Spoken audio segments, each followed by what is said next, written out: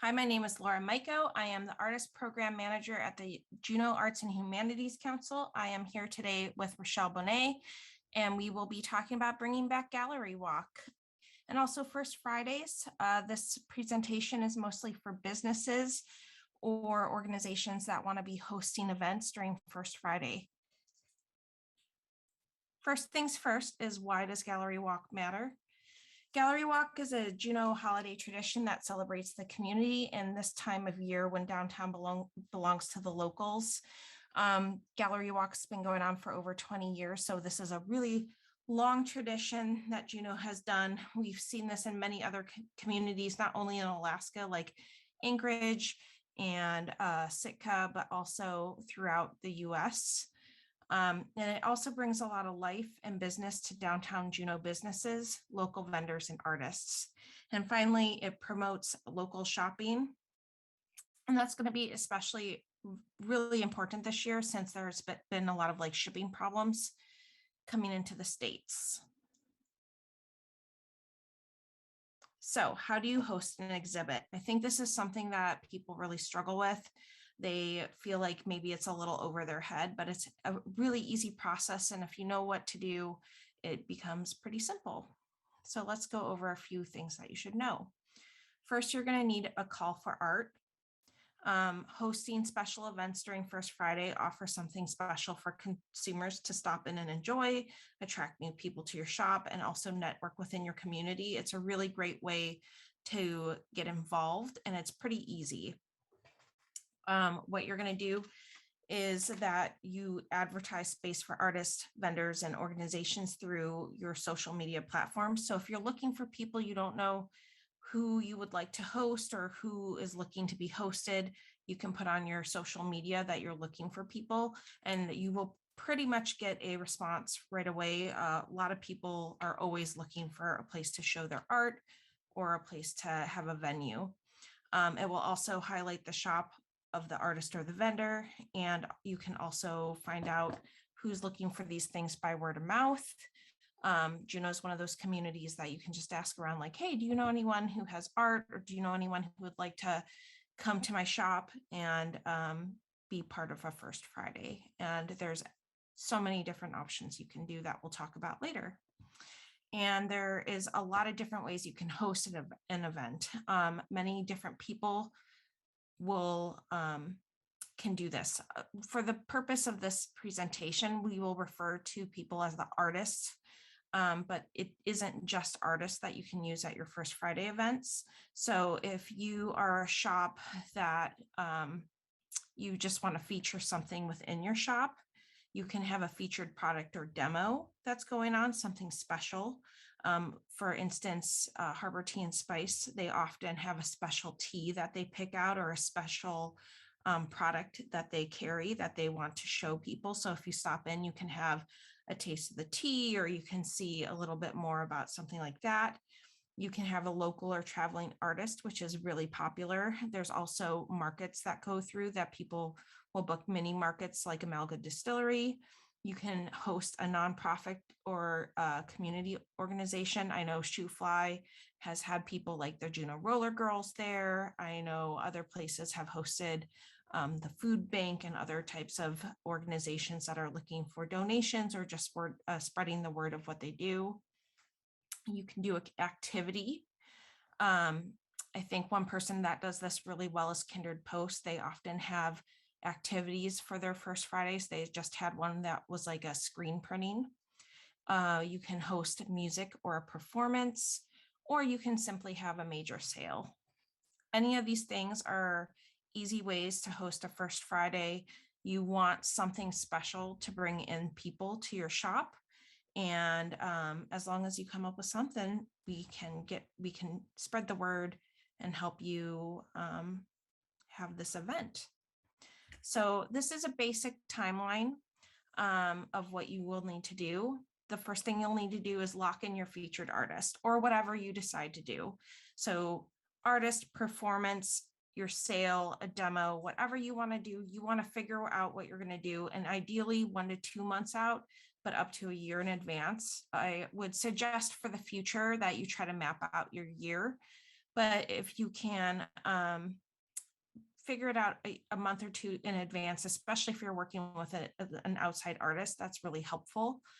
And if you're doing it within the store, you can do it. I mean, you can still pull things together right now. Don't feel like it's too late to find something to do for First Friday. You still have time.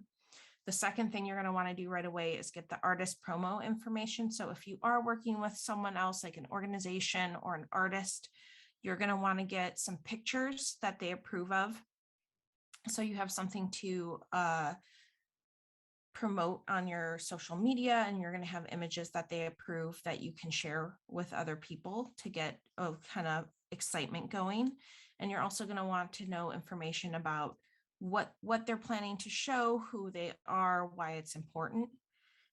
If this is something that you're going to do in-house, like you're going to demo a product that you have, or it's something that you're not specifically working with another person, this is a good time to come up with images of your own, or to come up with a little paragraph of, what you're going to do, why it's important, why people should come and see. So a month to 2 weeks out, you're really going to start promoting your event. And that means setting up Facebook events. They seem to work pretty well. It depends if you want to boost it, but we at the Arts Council have often found boosting events on Facebook to be really helpful. Maybe send out a newsletter to your newsletter email list, maybe do an Instagram post, or however that you like to promote.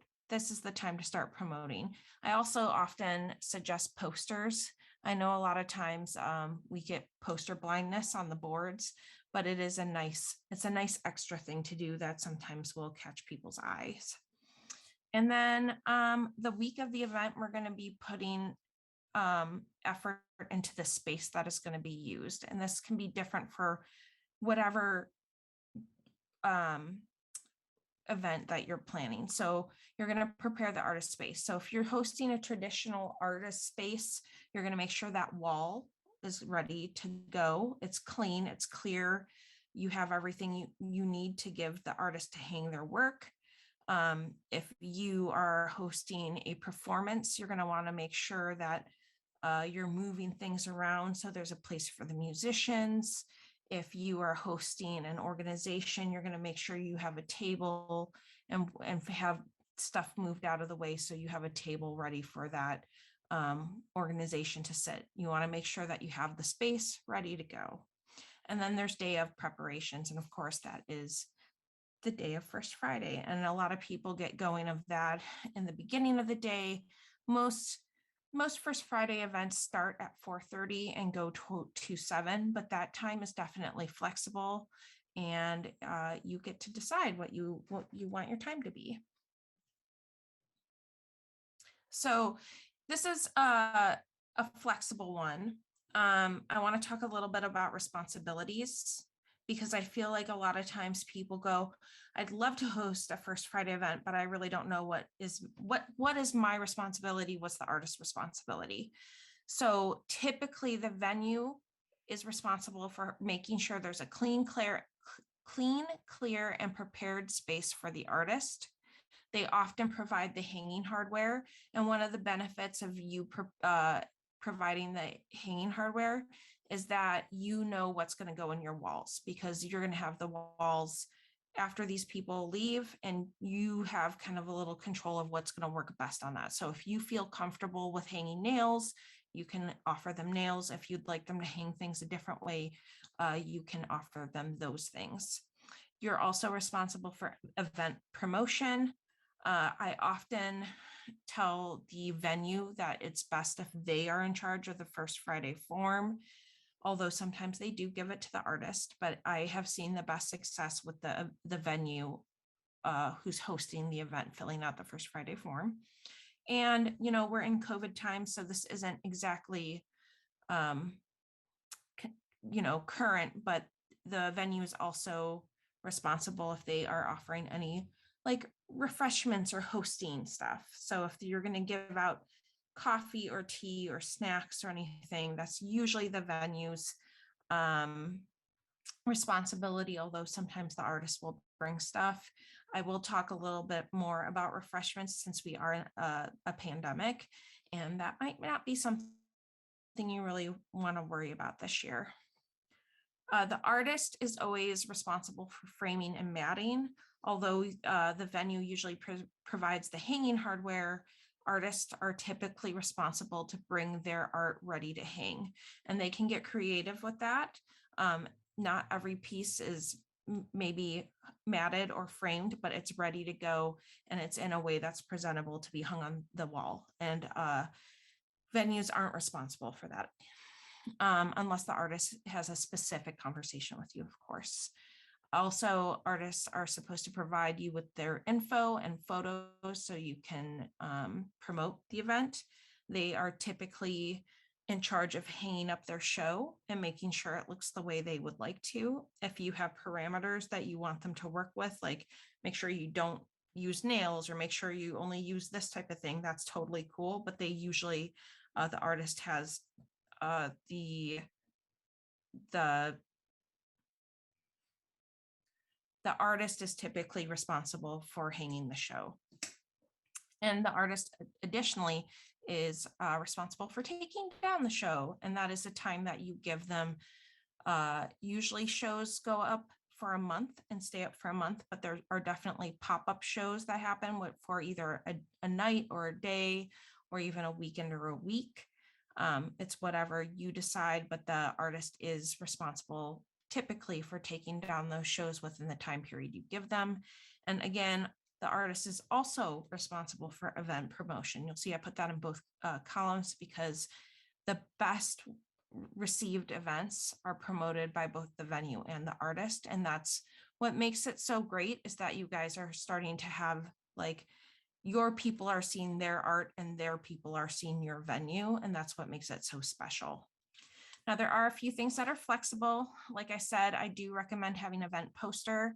Here at the Arts Council, we often ask the artists to create their own event poster, but there are times that we help them or that we create it for them if they need help. Payment.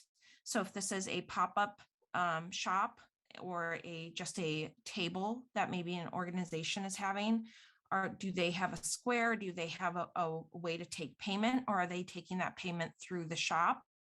That's something you always want to talk about. Shipping. If you have an artist that people come in and buy their work at the end of the show, who is going to be shipping out that art? That's something to talk about with your artists. The time and duration of how long the artwork will be up, and promotional tasks. So when I say promotional tasks, that is something that can be divvied up between the venue and the artist, or maybe you as the venue don't really want to do too much of that, so you delegate that to the artist. That's totally fine as long as you are on the same page.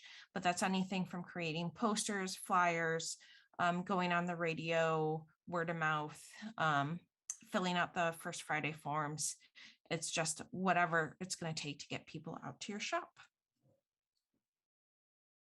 So if you are having an artist or maybe anything, I would suggest a contract for anything that's more than a night. So if it's not a pop-up show, or if it's not just an organization taking a table or you doing a demo, if you're going to host an artist, I often think it's nice to have a contract. And there's a few things specifically that are nice to outline in that contract. The first is the duration of the show. Is this show going to be up a day, a week, a month? And that makes sure that you have the art as long as you want it.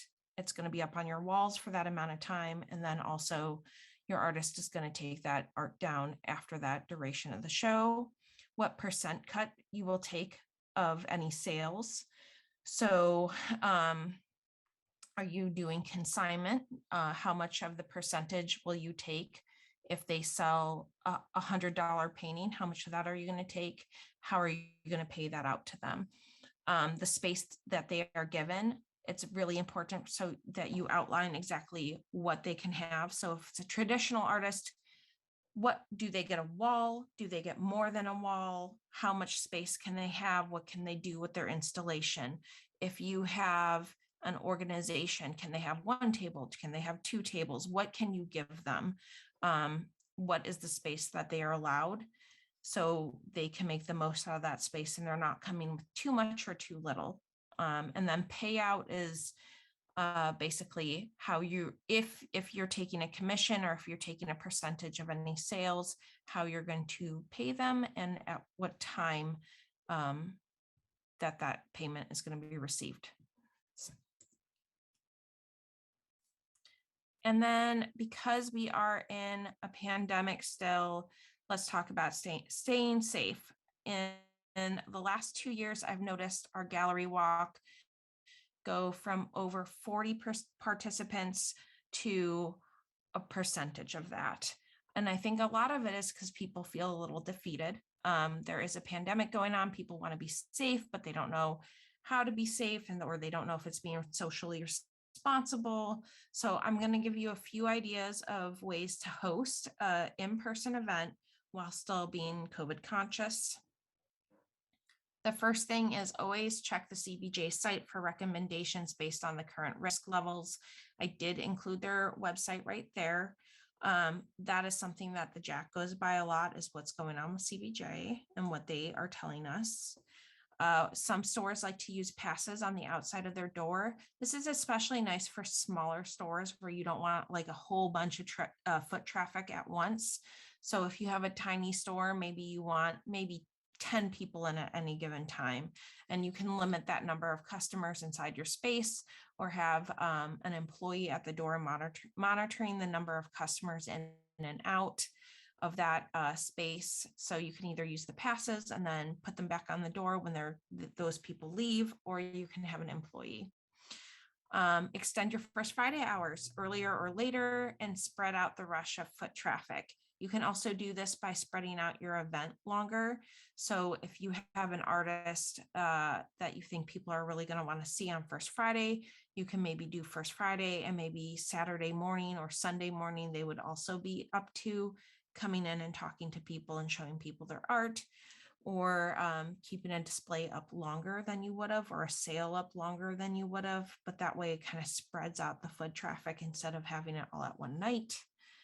The next thing is to extend the gallery walk First Friday promotions throughout the month. So again, kind of tagging on that is like, if you have any sales, keep that sale going through the month instead of just that week or just that day.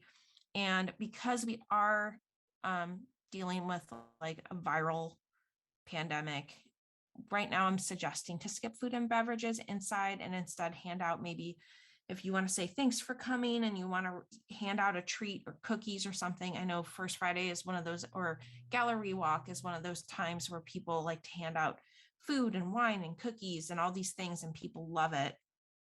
Maybe that's something that you hand out as they leave, so they can eat it while they're walking to their next destination, or maybe they have a nice warm beverage as they walk to their next store they want to check out.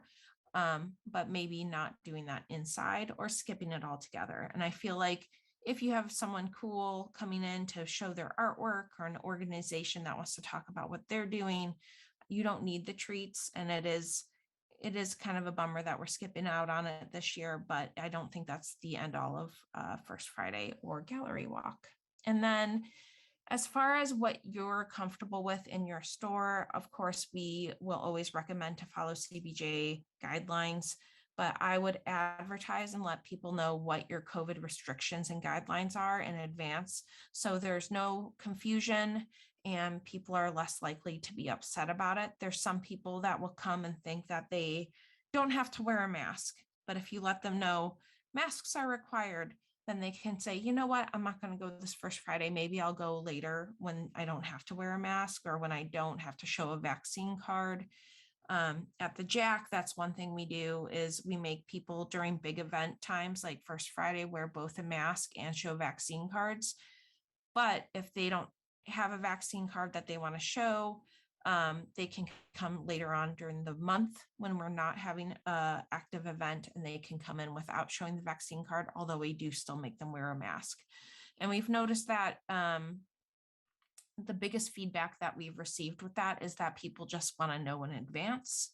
if they are going to have to bring their vaccine cards or wear a mask, or what things are going. So if they are entering the situation knowing what you need, there's a lot less drama of, oh, I didn't know, or are you sure? Can't I just sneak in real quick? That's not a problem.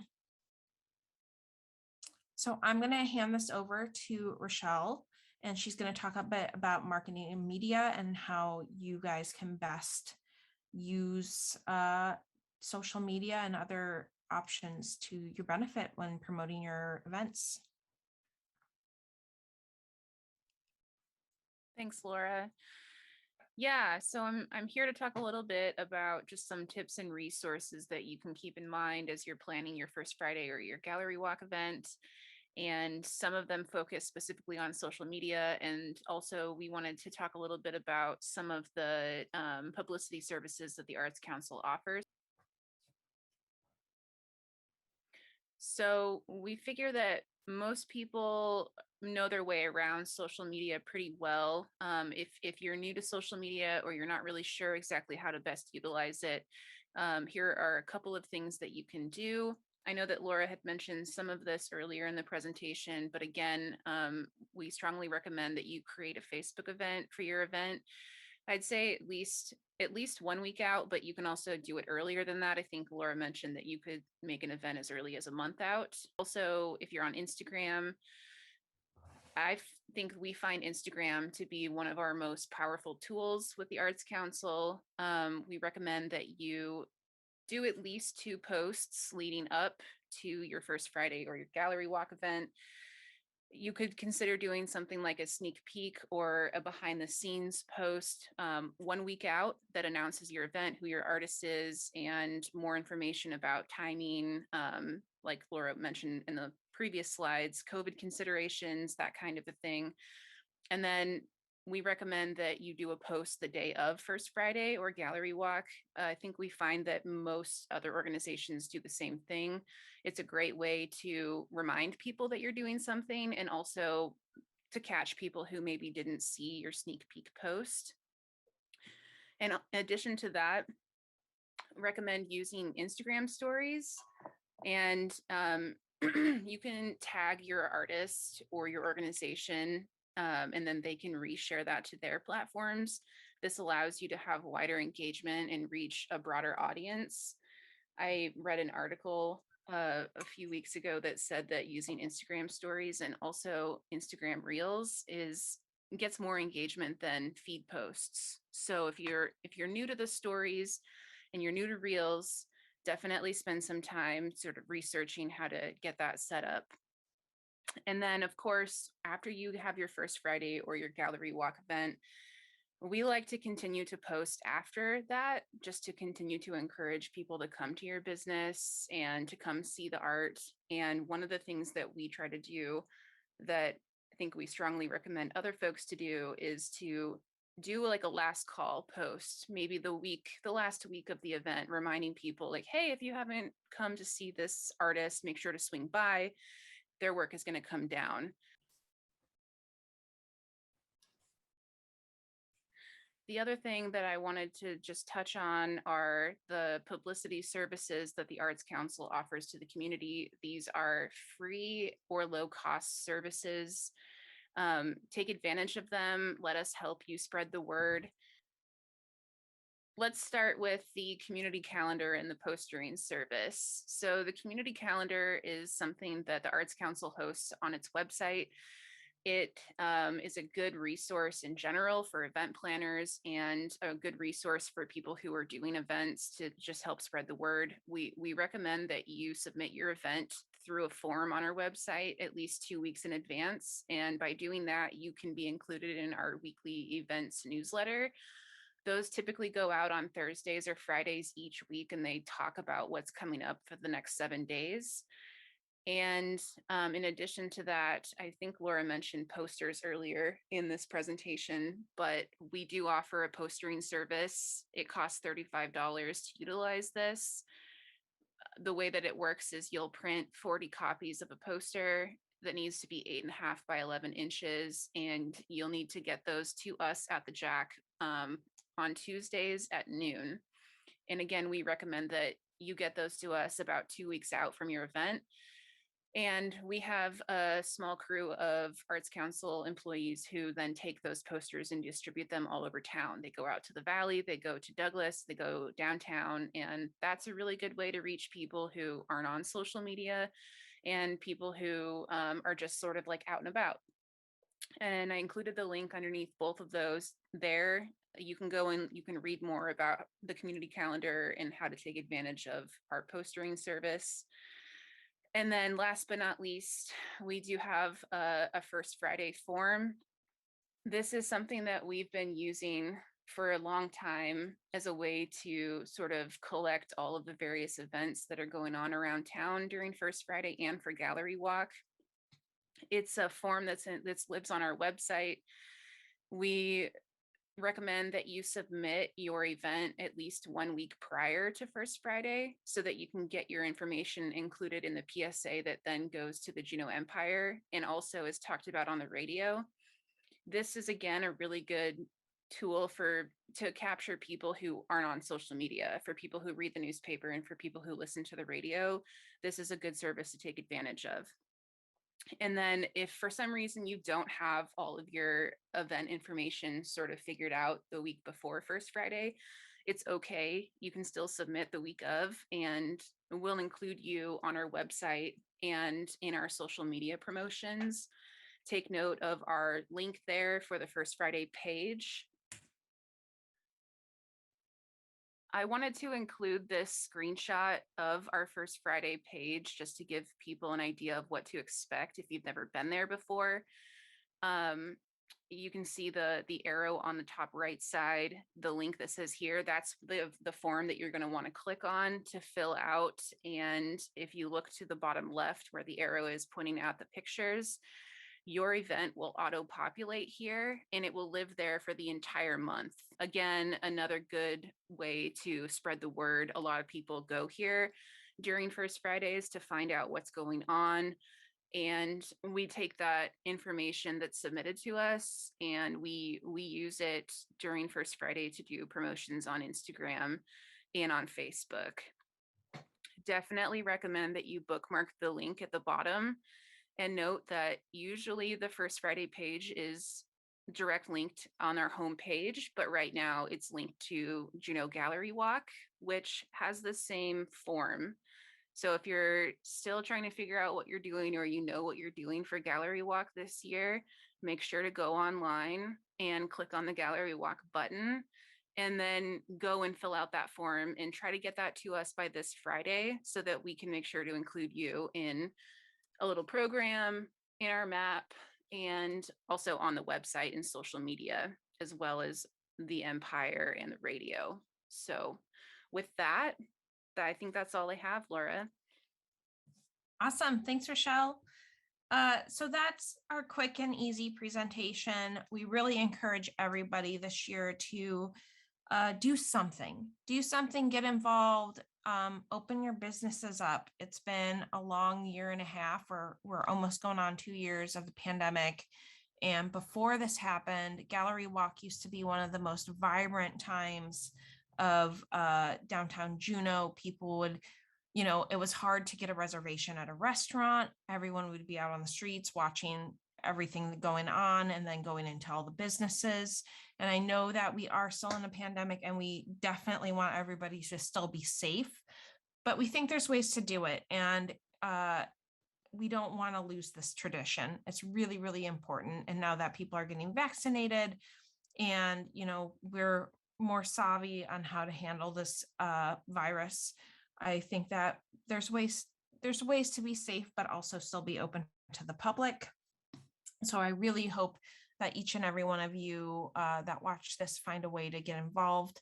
And again, even if it's something as simple as like a sale or a demo or a promotion of something in your store that you want to highlight, I hope that you do that. If you are looking for artists and need help finding artists that might be interested in showing work at your place, reach out to us, let us know. We always have a bunch of artists on deck that we can link you up with, or even help put out a call for art for you, or help you put out a call for art. It's a really important event and a piece of Juneau history. So we want everyone to feel empowered to know that they can do this. My email is laura@jahc.org, and Rochelle's email is Rochelle, Rachelle at jahc.org. I handle a lot of like gallery stuff and the lobby shop stuff and artist programs, markets, things like that at the JAHC. Rochelle does a lot of the marketing and media, but she's also very savvy when it comes to galleries and markets. So reach out to either and or both of us. We're happy to answer questions and help connect you with resources. And if you have any questions about today's presentation or you want to know more about something that you saw, let us know. But thank you for joining us. I hope this helped you. And if you have any feedback, let us know.